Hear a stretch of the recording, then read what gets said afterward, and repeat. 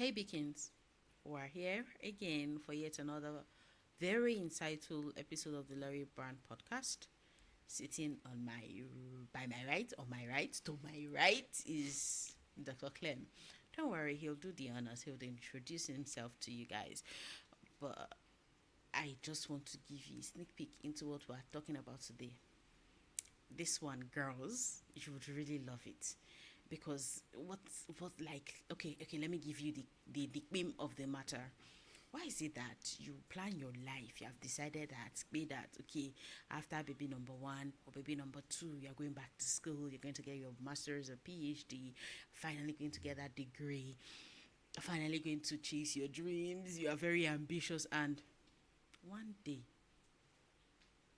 you now find out that you're pregnant. You're like, wait, what? How? I have implants. Like, why? How am I pregnant? Yes, it's on the hot seat today, and it's going to tell us why in the world will family planning fail? Like, what is it? Is it that we cannot be ambitious? Is it that we cannot dream? We cannot follow our dreams doggedly while having family, like while raising our children, while nurturing our kids? Dr. Clem, tell Yes. us about yourself and why we should be listening to you today. Okay.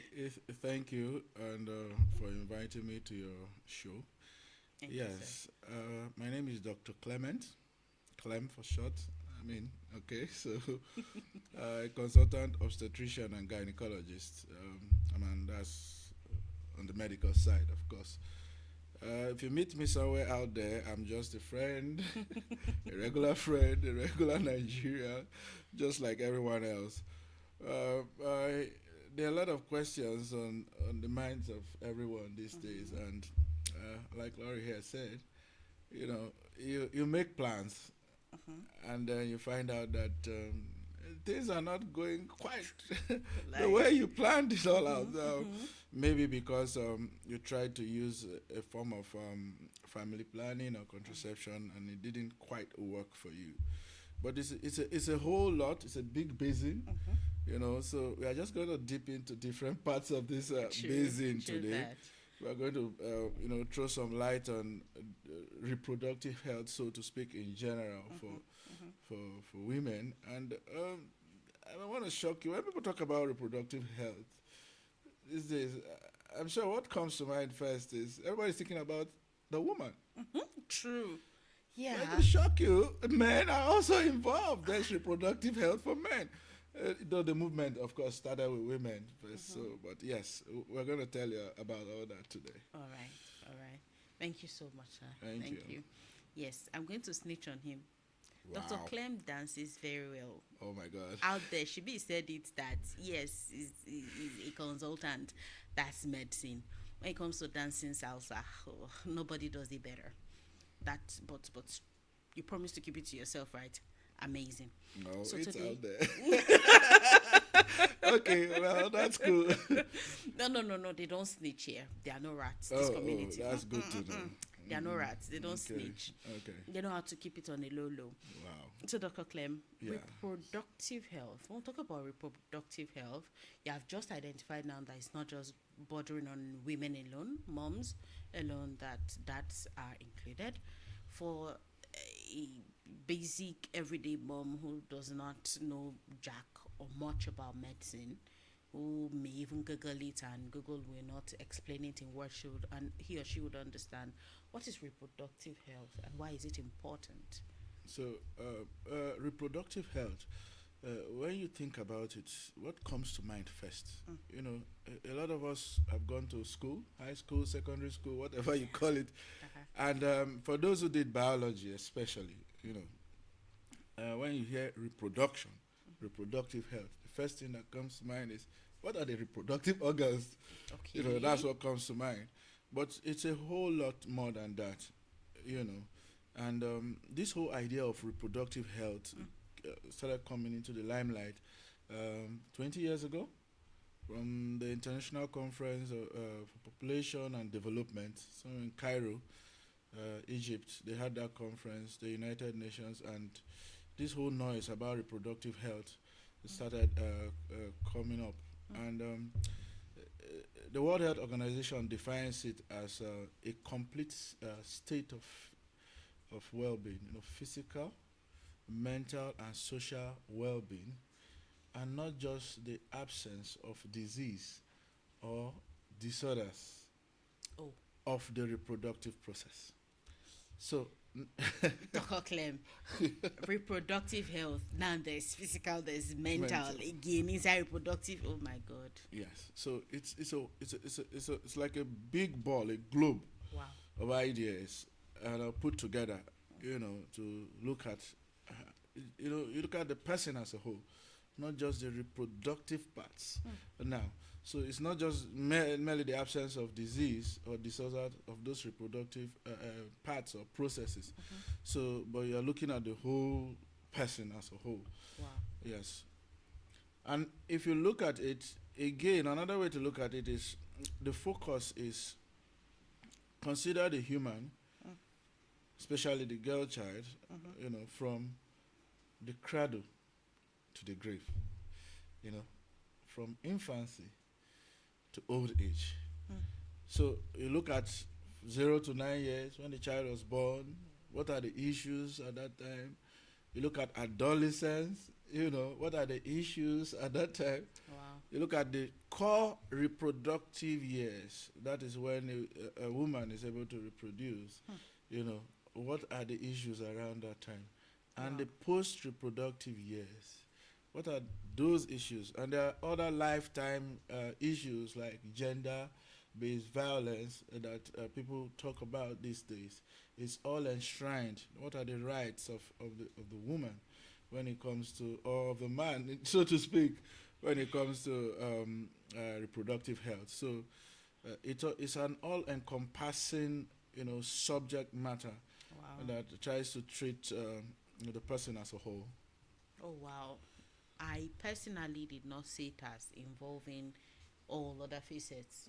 I just thought about, okay, when you talk about reproductive health, maybe you're talking about the, should I say, the process, the genitalia, like the organs involved and Yes. everything, or maybe the health with respect to reproduction. I did not even for once pause to think that one's physical and social and mental everything is all inclusive. Thank you so much for being very thorough with the definition of that term. Thank you. Now that we have at least an idea of what reproductive health is, why should parents prioritize reproductive health education for themselves, and how can it impact their overall well-being? All right. Why reproductive health? Why is it so important? Okay. Now, for every generation or survival of species, you want to preserve, you want to survive to the next generation. So, what do you move to the next generation? Even down to the genetic level, the genes have a way of doing it. They separate themselves, they group themselves, and save some characteristics that can be moved to the next generation.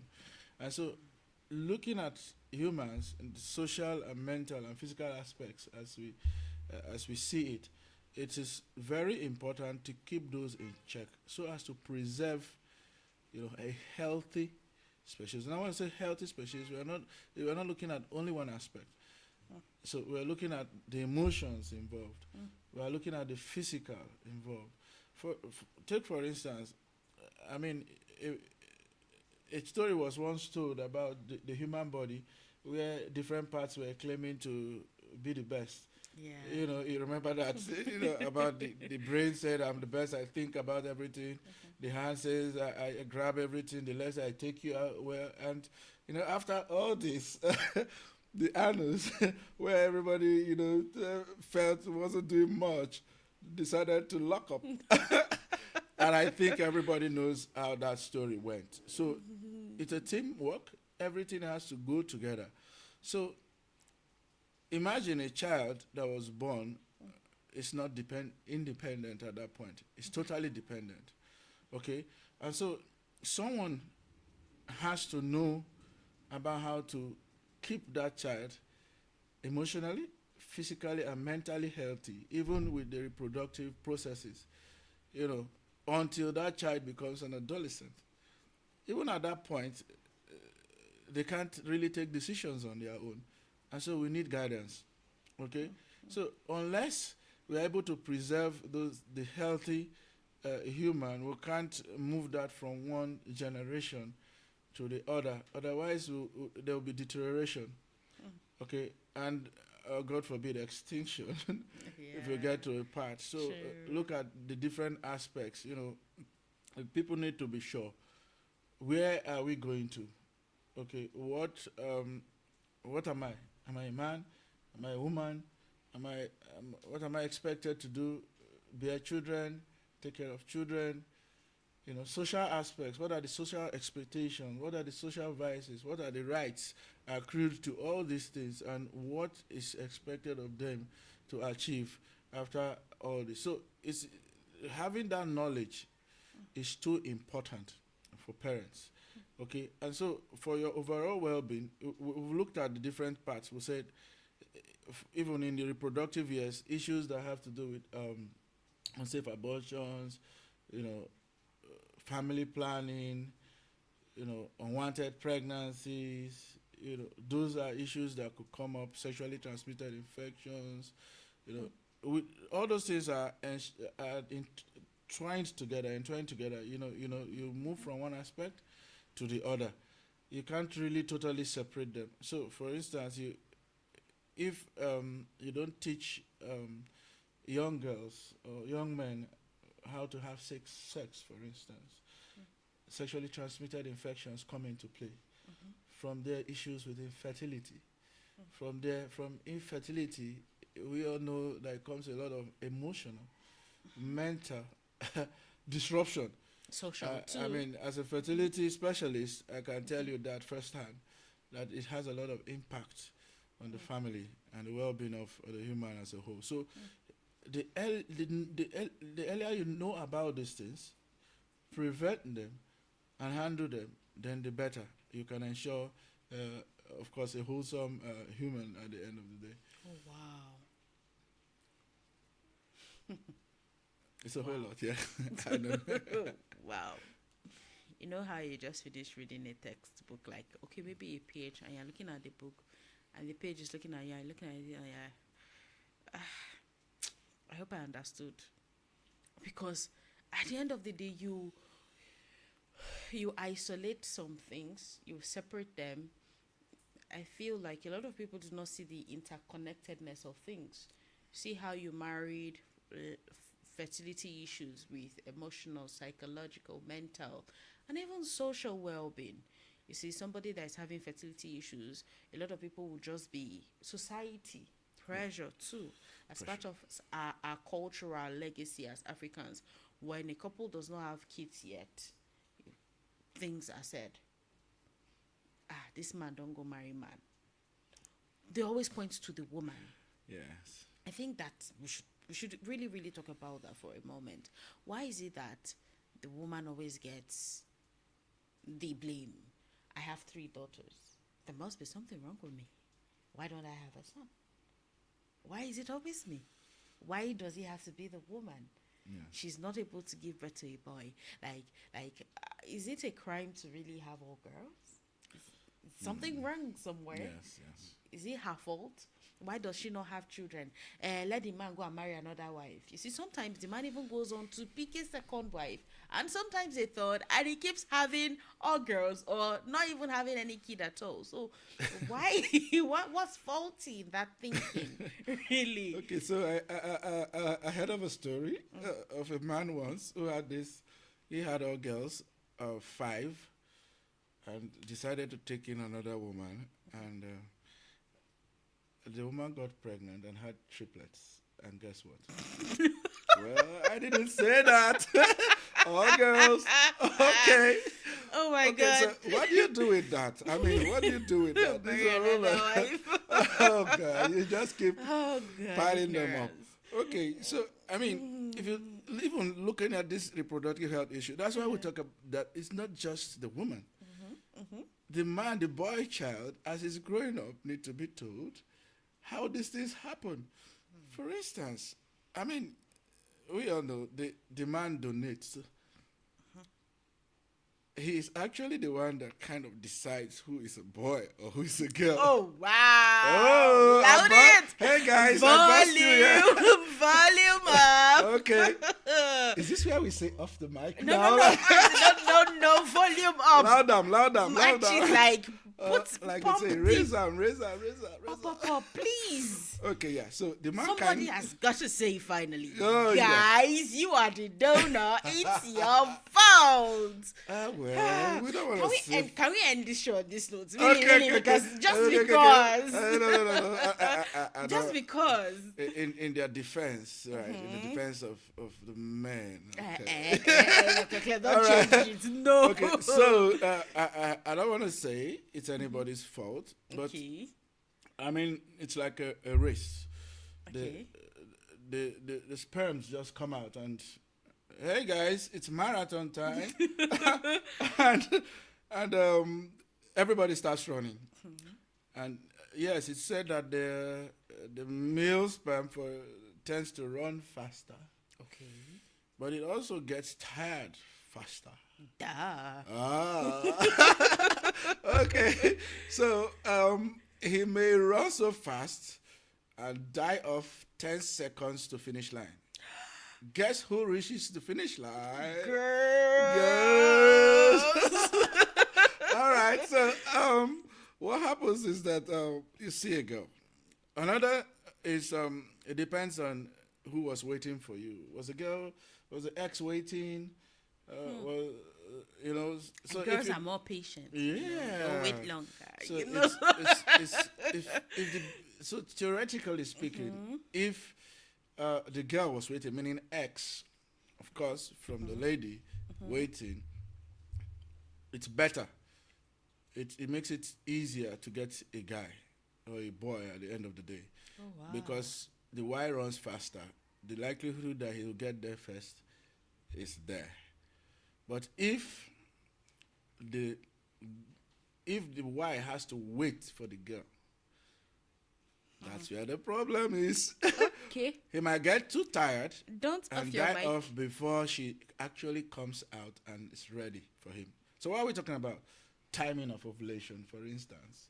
Okay, so that is what will decide who goes where. Okay, so I mean, not to worry, but yes, the boy child, not to digress so much, but the boy child has to be taught these things, so that I mean, when you put all the ingredients together and put them in the oven, and when the cake is baked, you know, oh yeah, I take full responsibility for this. I was part of this whole cake mixing thing, and yeah, hello cake, how do you look? And you Nice to accept meet it you. rather than throwing blames. And, oh, you keep no, it's not her fault. Okay, she's only going to bake what you put inside there. So he needs to know this.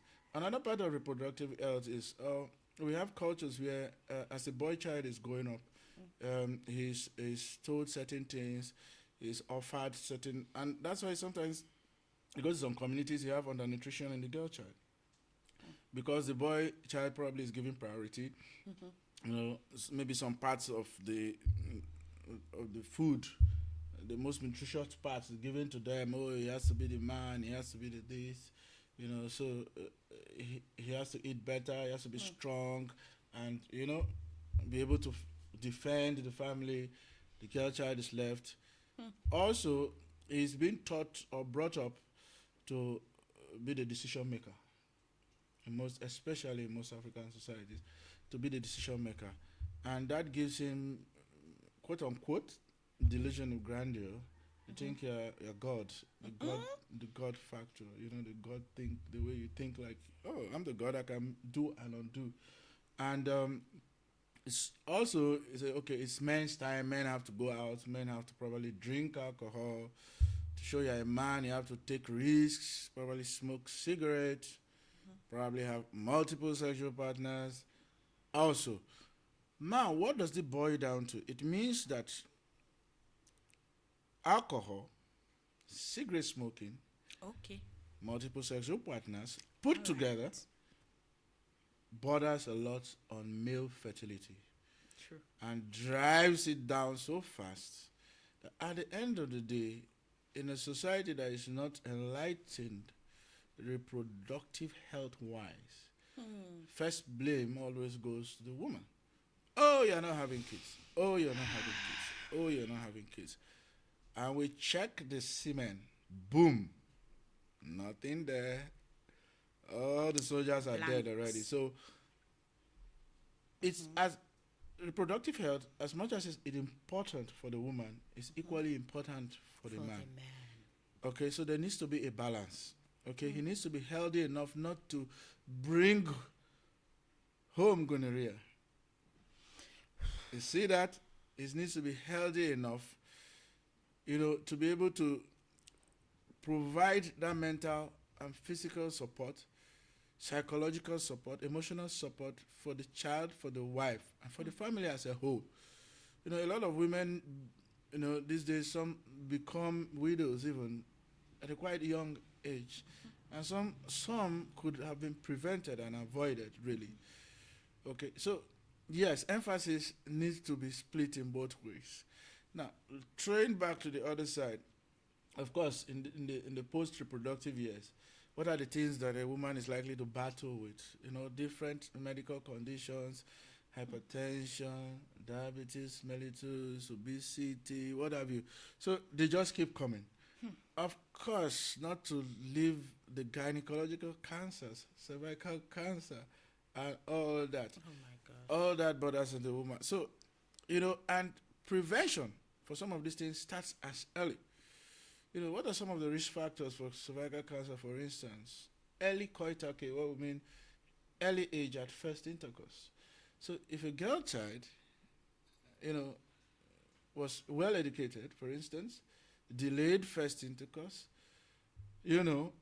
marriage a bit delayed, had kids, adequate spacing, cervical screening for early stages of cervical screening for early stages of cervical cancer, for instance, of course, we are likely to avoid cervical cancer at the post-reproductive years, especially. Wow. So, like I said, it starts from the cradle all the way to the grave. So it's really the benefits, the advantages, why we do this, why we should constantly look Wow. into reproductive health cannot be emphasized. We really need it. Dr. Clem, Yes. adequate spacing. Mm-hmm. What's that? All right. So adequate space, child spacing. When we talk about reproductive, we also talk about it's you can't totally separate it from reproductive rights, sexual rights of the woman, and it's the right of a couple to decide when, the timing, how, the spacing, also of, and how many, the number of children to have. So it's So not. it's their It's right. not. It's not. It's not how many God gives you. Like Okay, children are gifts like from someone God. once told me in the clinic, someone once told me that I want to deliver all the eggs in my ovaries, and I'm like, okay, let's start counting. 1, 2, 3, 4. Counting sheep. I almost fell asleep, like counting how many eggs. I mean, that is ridiculous because again, going back to reproductive health, complications of pregnancy. No child spacing, the body doesn't recover, anemia in its complications, undernutrition, giving birth to low birth weight babies, a lot of burden, neonatal care units, and the health insurance companies, I'm sure they'll have a lot of requests, they almost run off. So, burden on the society, burden on government infrastructure and supplies, and then it's like it's like a ripple effect. You drop one here and it spreads. So we need to take each step seriously to curtail some of these excesses. So it is too important. It's too important. So child spacing, quite important. Family planning. Yes, going back to the first thing you said, sometimes you plan and it doesn't work. Okay. So whose fault is that one now? Right. Yes. Now, like you get the information from your healthcare provider Okay. or your family planning provider. trained one, of course. Um, Trained one, yeah, please. trained. Please Emphasis on watch trained, word on trained not your because chemist. these days, especially in this our country, Everybody everybody is a healthcare person. of your Just mic like at that point. just like everybody is a journalist. Okay, so we have to be careful out there to get the right information. Okay, so if you meet your healthcare provider, it should be able to tell you the different methods that are available. Tell you the advantages of each method. Tell you the disadvantages of each method or side effects, so to speak. And then you evaluate all these things, examine them, weigh them, and you choose the one that you think will do well with your body. And it doesn't stop there. Sometimes, if for instance side effects come in, you can choose to stop and change the method. Oh, Right. Okay. okay. So, like someone said, most people before they reach the hospital, first of all, they'll stop by the pharmacy, they'll go to the lab maybe, they'll ask a friend, a neighbor, Google. And when all these ones have not worked, then they finally come to the doctor. Okay. So, yes, but the reverse should be the case. When we talk about reproductive health, we're encouraging people to have good health seeking behavior. Go to the right places. It's your right to go to the right places and get information. There are many family planning uh, um, uh, agencies, centers that provide this health education. You could just go. It's your right to go sit down, be educated, and it could really help. As regards the methods, all the methods have failure rates. Yes, God, but and some of the methods people talk about what we say typical use.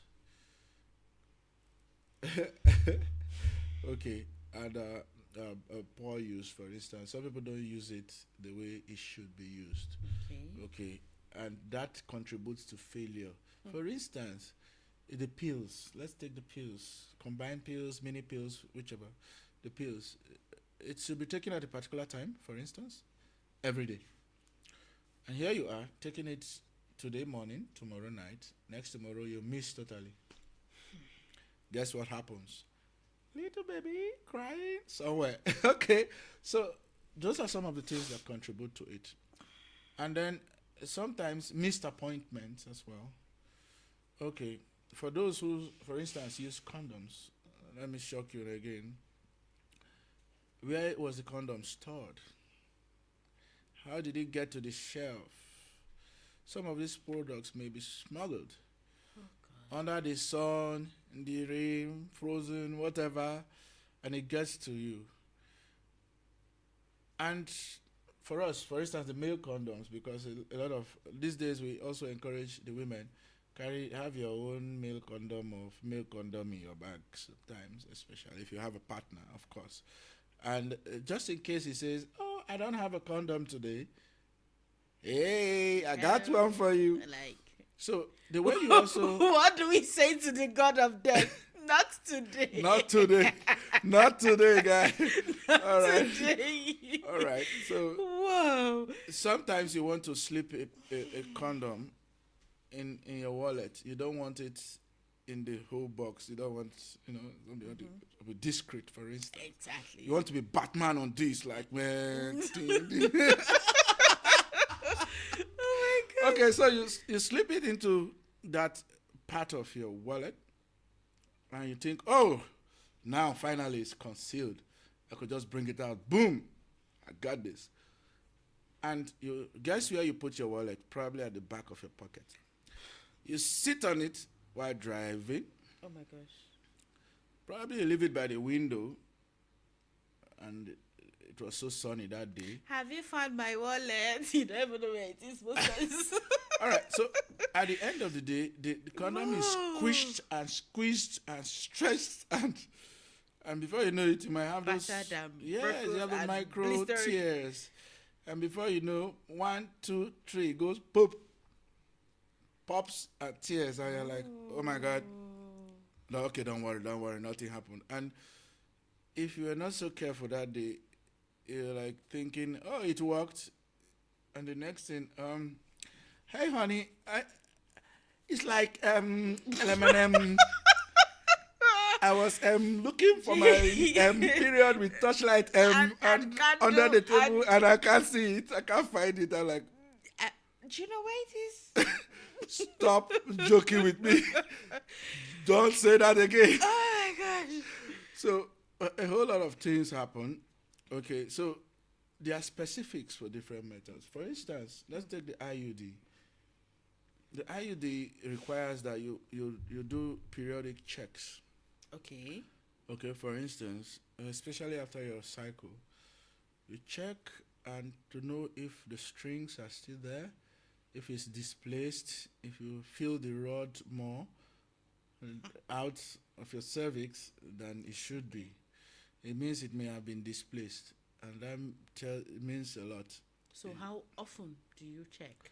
So after every period, you're expected to check. What You're about usually those that taught. no longer even have periods, depending on the family planning method implants they have? Some do not have Yes, periods some of the anymore. side effects are that you may see periods, you may not, so it happens. So that causes a lot of anxiety for women. Okay, but as is usually is to be reassured. Again, um, it's also not out of place to check. Okay, because you want to be sure. Like I said, there are failure rates.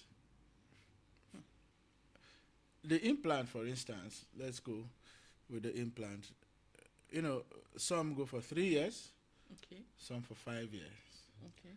And depending on the weight of the person who is putting it on, for instance, if the person has, the weight is big, you are advised to change that implant a year before it's due. Oh wow. Yes, because the effect drops in the last year, usually. Yes. Sir, please. I'm asking for those at the back. Are there I, sir. family planning implants that last for like 20 or 30 years? Probably they're working on it right now, but not available. But interestingly, the IUD, for instance, lasts for 12 years. Oh wow. Yeah, lasts So for you 12 can years. take out one and immediately And insert another. insert the second one. Beautiful. Yes, insert the Beautiful. second one. I think a lot of ladies on this call right now, they'll be very, very, very happy because you put off your dreams. There are a lot of women who they want to be intentional with parenting. You know, it's always the women that have to take the back burner, that have to sit down. And you know, it's a woman's thing, especially here in Africa. You have to sit down and take care of the children. The man's job is to provide, to protect, to defend. Yes, we hear you. And then she's just waiting for baby number two to turn 2 or 3 or 6. Then one day like this, maybe she has even applied for summer school or grad school. One day she'll just now come and hear that period I've lost. Well, you have it. Seriously. Okay, now I'm going to touch on something that I found pretty common. A lot of young women Okay. in their reproductive years have come up with this complaint. Okay. After delivery, we say 6 weeks. We start talking about family planning. So I say, okay, I'll come back. I'll discuss with my husband. My husband traveled. No, nothing's going to happen. When he comes, we'll come and talk about it. Guess what? The first day the man arrives. Oh, before they even talk about Iyo. it. Yeah. The first day he arrives. Yeah. Guess what? Catch up time. Boom. Yeah. He releases millions of soldiers in there. Let's just share the grace. And those guys have been waiting to run all their lives. Before you know it, it's triplets o'clock. Dun, Oh, dun, yeah. Dun, dun, So, dun. They come in shock. I'm like, Doctor, I'm looking for. And you're waiting. Say it. I'm looking for my period. I can't find it. And I'm like, okay, Have what you checked happened? under your couch? So, some of them even say, okay, but I've been breastfeeding. That's another one. Breastfeeding method, yes, good method. Okay. But does it Good really method. work? Yes, breastfeeding works, but there are caveats. There are clauses. What's all this one, Seth? Every year come out. Is there no straightforward one way that is just straight? Like we say, it has small cois. No. We want to be normal. We don't want coin behavior. Let it be. Okay. Any small one, coin. Ahead. The other bros in the room is withdrawal. That one now you still say there's comma there again. Yes, so there's always comma somewhere on the road to comma. At this point, Seth. Yeah, so let's talk about breastfeeding. Now, breastfeeding will work. One, Okay. if Terms you're and conditions yeah, apply. terms and conditions apply. If you're Tell us the terms and conditions. exclusively breastfeeding, and there's something we call breastfeeding on demand. It's different from breastfeeding. Some people breastfeed morning, afternoon, night. Or breastfeeding as far as that baby wants breast milk. That's breastfeeding on demand. Exclusive. As They're I'm not shooting mixing- podcasts now, baby will now be demanding breast milk, and I say, excuse me, sir. want- Sir. I want to go and breastfeed, sir. Yes. Breastfeeding is supposed to be effective. If one, if not that if again. Continue. If one, exclusive, okay, on demand. on demand, very important. Two, as long as there's no mixed feeding, that means mixed feeding now. You're throwing in some water, throwing in some juice, throwing in some some formula milk, so that's mixed feeding. Three, as long as the woman is not menstruating. If she has not started menstruating, and let me just take off your legs at this point, a woman can get pregnant even before she starts menstruating. Ladies and gentlemen, I think it's on this point we would have to adjourn this meeting because. So, like we were saying, let's continue. I like this. Where this is going. It's fine. Let's Yeah, shall we? right. So, why do we say that? It's ovulation in the menstrual cycle. It's ovulation before menstruation. Oh, wow. Is when the egg is not fertilized and pregnancy doesn't occur. They say the disappointed uterus starts weeping. Okay, that's when you see that menstruation, menstrual flow.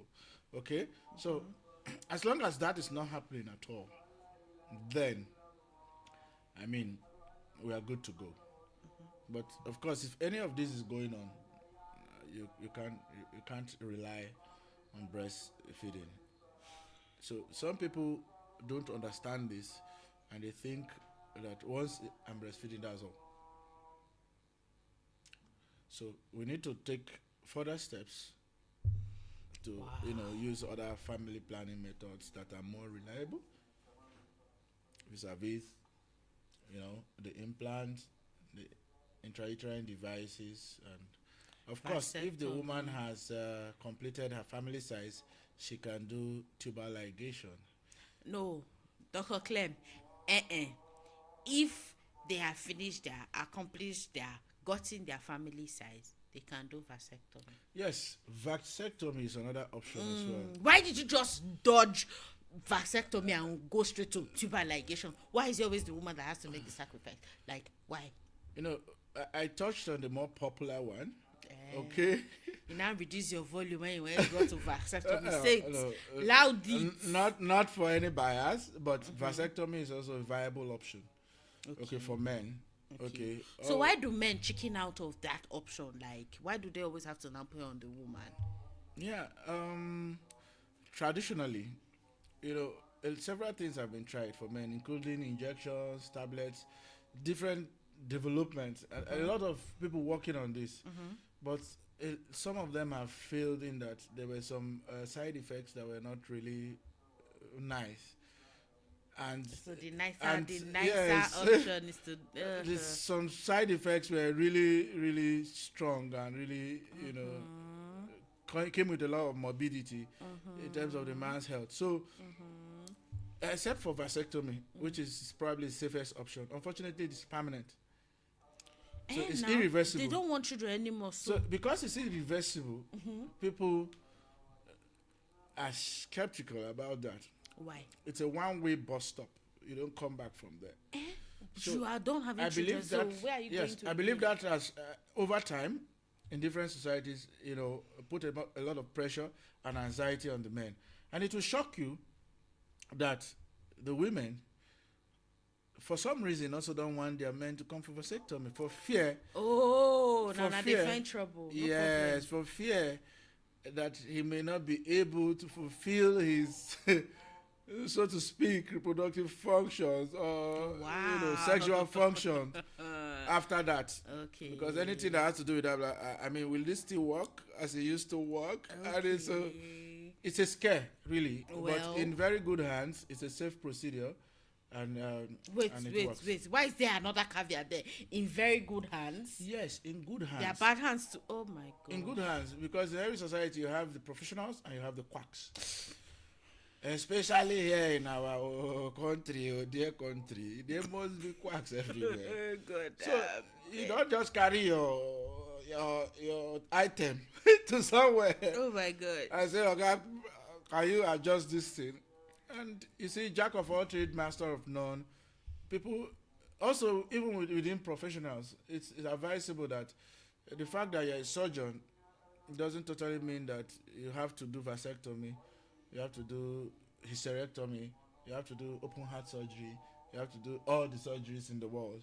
Okay, there's a focus and there's an interest, and you need to focus on your area of specialization. Oh wow. So otherwise, things could be mixed up. The fact that you can use a scalpel and cut skin and close things and cut them and close them and tie them doesn't mean you should be there. So professionalism is very important.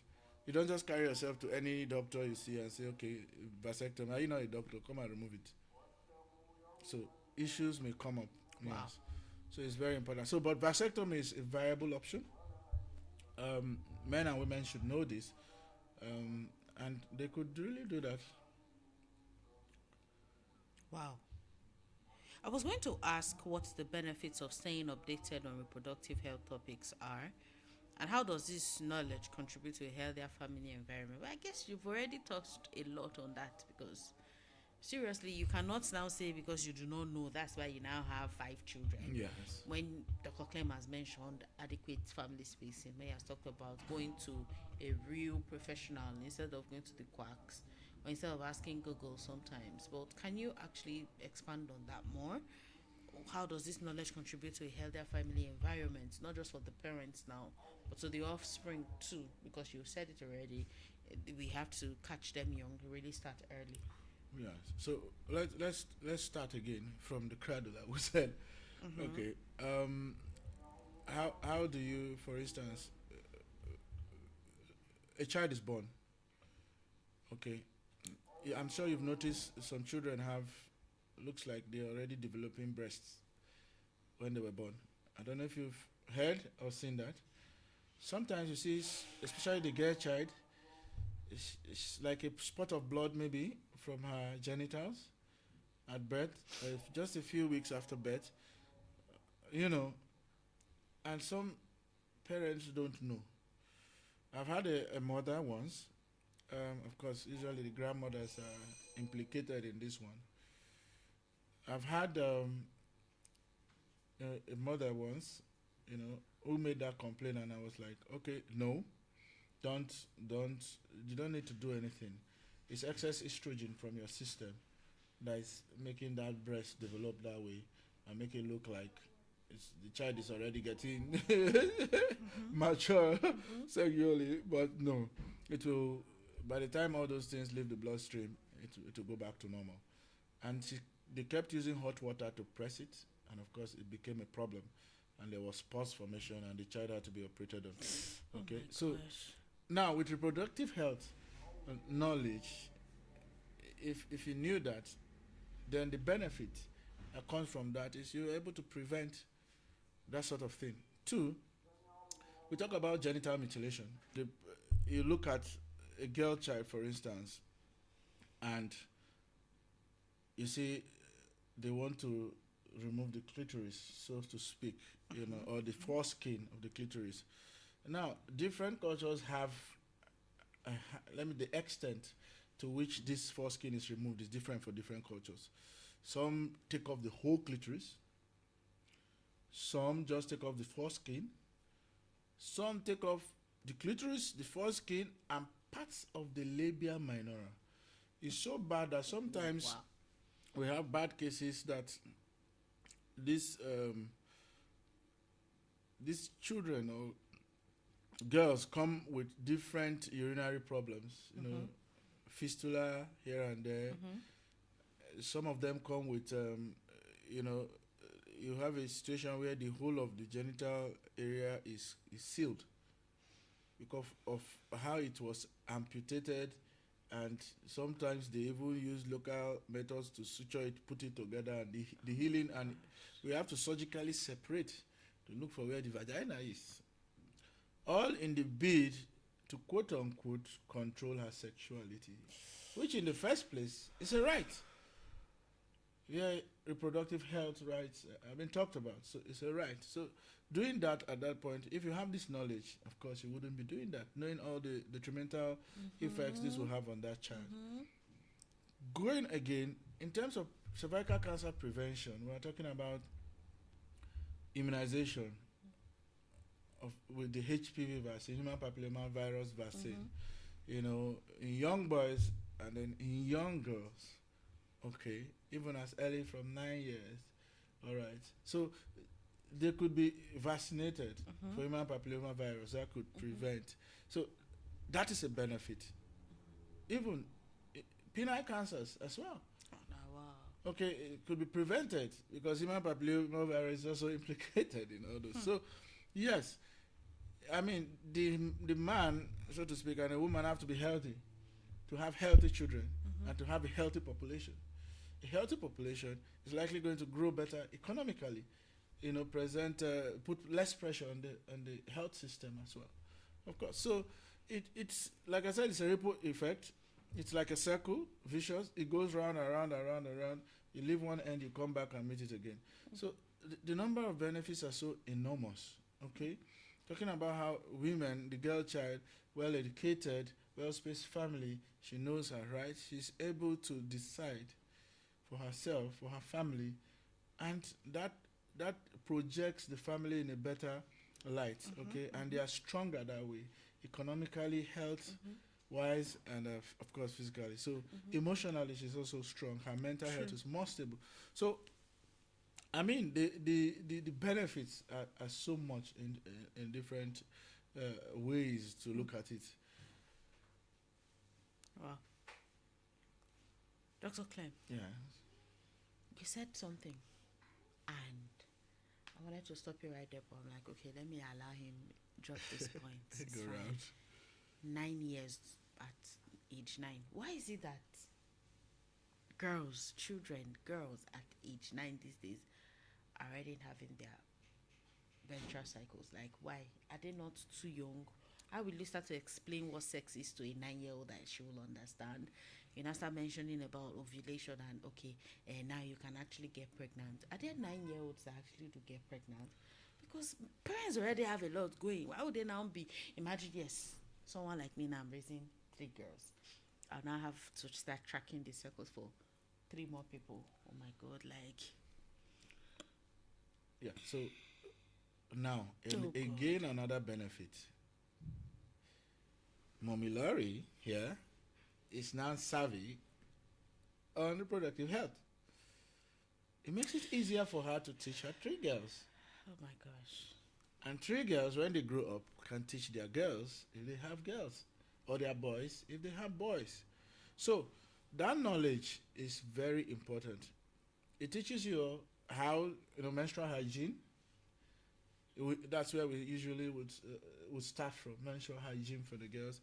It, teaching them about rights, for instance, how to, different things to do to report, to identify people that may be, abusing them sexually, for instance. You may tell your girl child, never sit on a man's leg, for What instance. if it's the uncle or the father? Yes, I've had people that say, don't even sit on uncle's leg.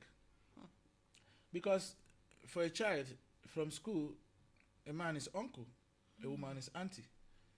and uncle and auntie are usually friendly people. And most of these sexual insults, gender-based violence, sexual abuse, and all that, most cases are from very close, well-known, either family members or family friends, a neighbor, someone that is familiar to the child. So you need to educate your child, to raise the flag. You need to encourage communication with that child so that they're able to tell you everything. You don't scare them off. And that is why you need to tell them these things are normal. This will happen if this happen. This is your part. This is what it does. It is not easy, trust me. The way we are saying it here is not that easy. Right. Okay, especially in that age from childhood to adolescence. With all the hormones shouting and screaming everywhere. You know, that is the time you have the most deviant behaviors for young people at the teenage age. The hormones are everywhere, and it's a scary time for parents usually. But if you've laid the foundation, communication doors are open. I think it's better managed at that point. So yes, um, it's it's important that these children are also immunized at that point, so that before they even they do that so that before their first sexual debut, okay. Now there's such a thing we call precocious puberty. Okay. Okay, precocious puberty will be that happening before earlier than 9. Some children may start menstruating even before 9 or that at that age. Oh, wow. Yeah, so worldwide, different studies have suggested that the age at menarche, meaning the age at the first menstrual period, is reducing worldwide. So people are now having What's that? Why is that so? menstruation. Well, several things have been suggested: improved nutrition, access to health, and all that may have improved that. Is or that may an improvement, or may really? have supported the fact that we are having this reduction. And we're talking about species and genetics, and there's a lot of mixing of different races. For instance, 100 years ago, it's not so easy to find maybe an American, a white American, marrying a black American. It's not easy finding maybe a man from the far north marrying a Yoruba woman from the southwest down there. But these days, there's a lot of mixing. So with this mixing, also comes up a different species. All right, and they are going to express different phenotypes or characters, sexual characters later. And this also, so genetics plays a role, as well as nutrition plays a role, when it comes to the age at menarche. Okay. Oh, wow. Yeah. Wow. Reproductive health is wide, it's an ocean. It's really, I now see that it's even interwoven into every facet of our parenting life. Yes, it is. How does family planning impact parenting goals? I want to travel next year, like, but I don't want a kid yet. Does family planning have any role to play in that? Yes, family planning has a lot to do. And why family planning? Why child spacing? Women, like I say, sexual rights, reproductive rights. You have the right, with your couple to decide when, how many, how to space these children.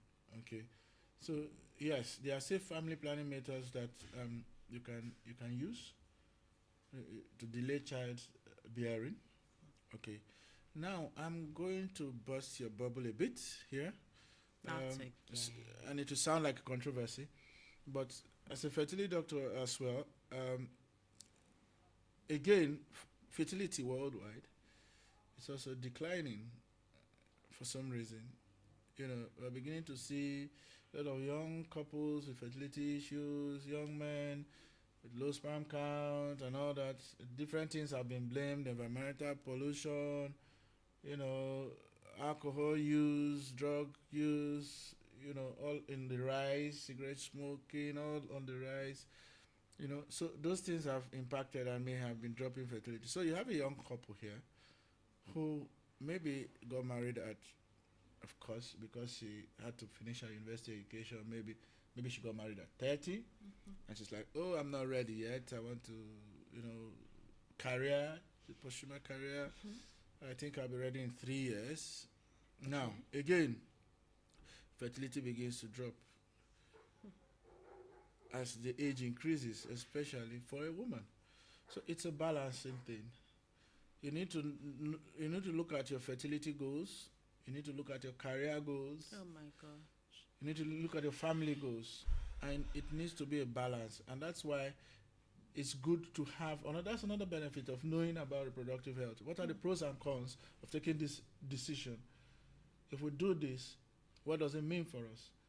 If we do it now, what does it mean? How does it add to us? How does it remove? So it's always said that if you pick one end of the stick, you pick the other. You take a decision. There is always a consequence for that decision. So Oh, wow. you need to match that consequence with your goals, career, reproductive, and all that, and balance it out. But hey, there's a lot of room. There are a lot of options these days. Okay. For instance, if you're worried about maybe your eggs, for instance, which is the most important thing at that time, there are freezing options. Sir, Young please. women can What if NEPA take lights? LMLM,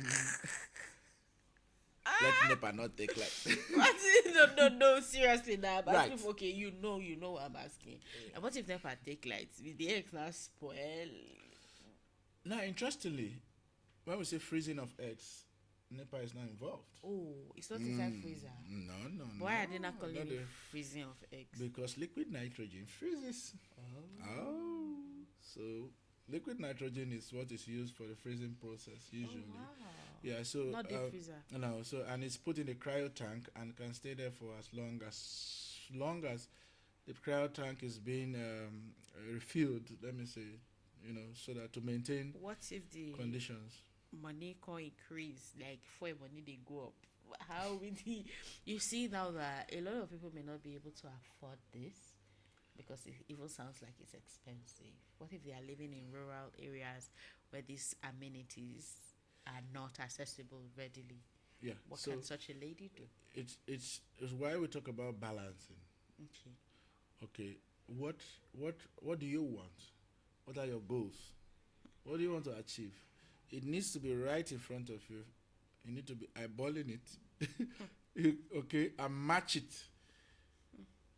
with your reproductive health goals as well, your fertility goals as well. How does it come in? How does this work for me?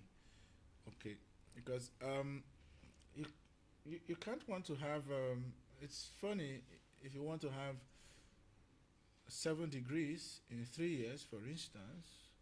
I mean, that's a lot of academic work, and you still want to have kids at the same time. I mean, it doesn't balance, yeah? Okay, so, and by the time you finish your degrees, maybe the eggs are saying, "Oh, I'm old now." I'm tired. So, yes, you need to balance it. What are your resources as well? For, or you may also want to do child spacing. Okay, do I have one now? Wait for another 2 years, have another, wait for another. In between, I achieve some goals, have another child. So you need to match those ones and you know which option Oh, to take. wow. All right. So, Wow. I mean, there are a lot of options. You just need to decide which way you want to go. Dr. Clem, if I say thank you, it will be understating how very grateful I am on behalf of the community for such an enlightening session. Thank you does not cut it.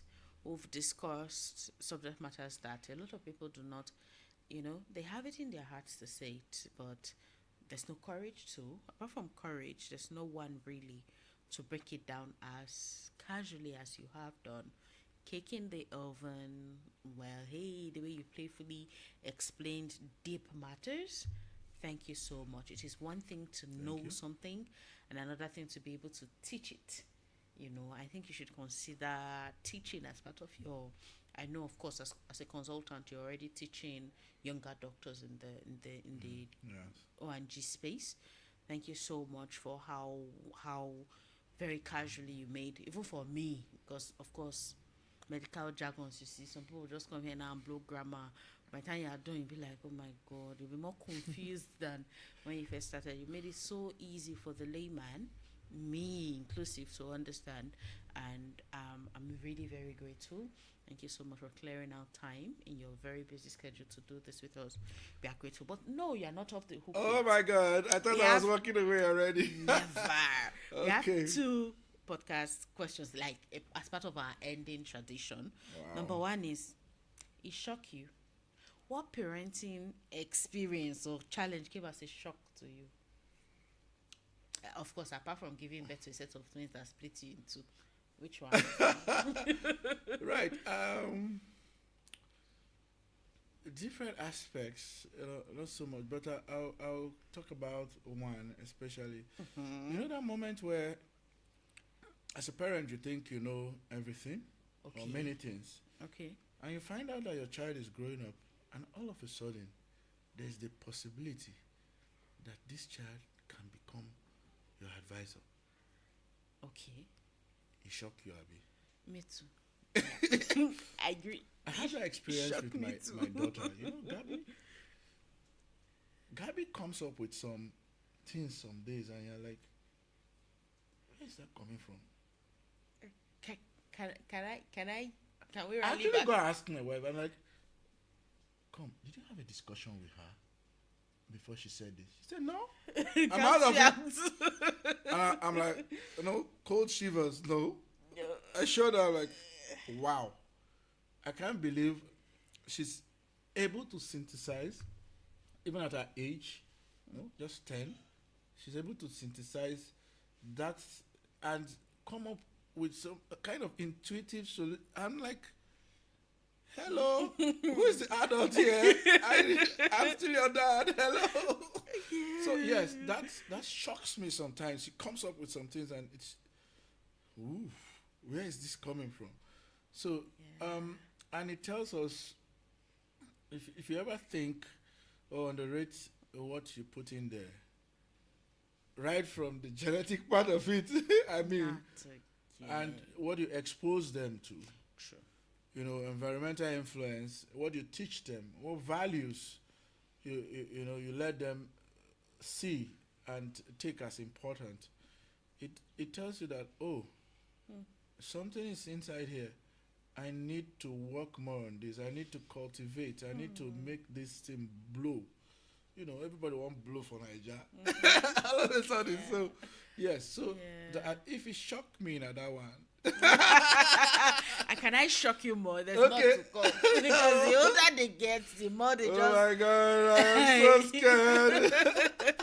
My dad would be like, if this did not happen in front of me, I would think you had this conversation before I came. I'm like, thank you, Jesus. Oh no. I have no idea. Yeah. I have no idea. Yeah. Okay, and one final one. What is your definition of excellence? Excellence. Okay, let me start from what we know. What does the dictionary say about excellence? Excellence is a noun, yeah? Okay. I think it's a noun. It's something about being in the state of striving to be the best Okay. of something, maybe a behavior, a character, of being the best of something. Okay, the state of being the best. Now, when you look at it, a state, one, being. Okay. That being, it's a present continuous thing. So for me, excellence is not a one-stop thing. Wow. If I were to define excellence, I would say it's a continuous process of striving. Okay, Never getting there? never really getting there, never really being Continuing. satisfied Oh, wow. with your current position. Take for instance what you're doing. I mean, you always constantly seek more. Guilty as More. charged. We need to know more. What is the next thing? After this, wow, you discover there's another thing. Oh, and True. you keep checking, and it gets all interesting, and you can only see that you can get better. True. you can get better. You're never seeing yourself as being the best, being enough. Hmm. You always know there's room to be better. True. And for me, in all humility, that is excellence. That's profound. Really. Really. And I think I have learned something from there. It's a state of being. You are not. You Yes. constantly are striving towards. You never really get there. It is not really a destination you arrive at. It is a process and it's a continuous and ongoing one. You are O&G consultant. It can't be like say you don't they be prof for English too. I Well, know. we are trying our best. like chop a cool. Shop it, shop it, shop it, Well shop done, it. well done, well Thank done. you. Nice one. Yes. Thank you so much, Dr. Clem, again for being such a blessing. Thank you so much for giving us your time and for blessing us with the much you have tonight. Now, Bacons, it doesn't end here. 1 hour or 2 hours, 3 hours does not cut it. You should go back and blow this out. Whatever you have learned here today is him scratching the very surface. You know, there are a lot of things we'll just touch on just to scratch it out for you. It is not the end of it. Don't say, he said this one and that's it. They are supposed to constantly, like he already said about excellence, continuing to learn. Don't say because you learned today, tomorrow you will not go and check. Robert Greene calls it negative capability. Your ability to question what you think you know, what you already know, and go back and say, oh no, I think I can do better here. I already know this about reproductive health. There is something much more out there.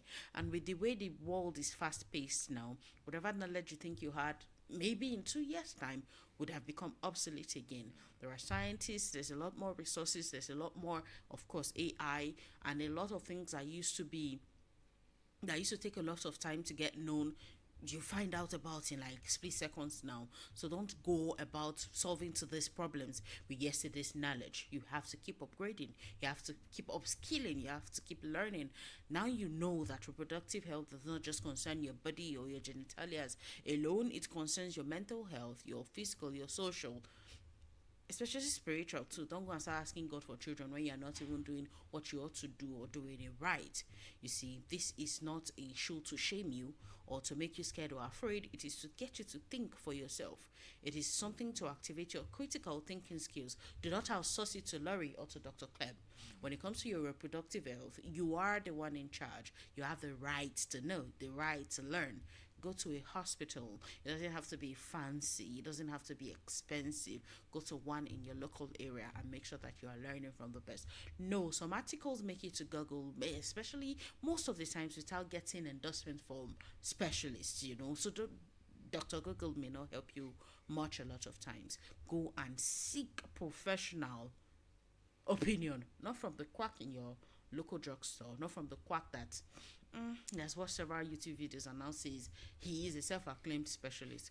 Go to a reputable hospital and get whatever information you need.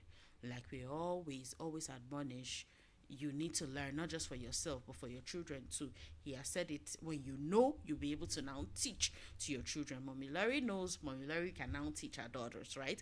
And then her daughters can now pass it on as a legacy, this knowledge or the foundation for more, as a lasting legacy to their own children too.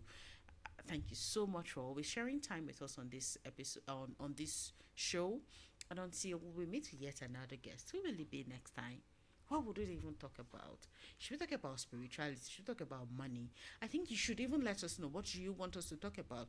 What guests do you want us to bring on, right? Do you have people you want us to maybe interview that you can learn a lot from? Leave suggestions in the comments. Would be sure to reach out, refer, recommend, and let us know so that we can reach out and strike off the conversations to bring them here as guests to glean from. Thank you so much for always sharing. Thank you so much for always preaching this gospel of excellence in parenting to your friends and loved ones. We appreciate you, we celebrate you, and until we meet again in yet another insightful episode of the Larry Brand podcast, by all means, stay excellent.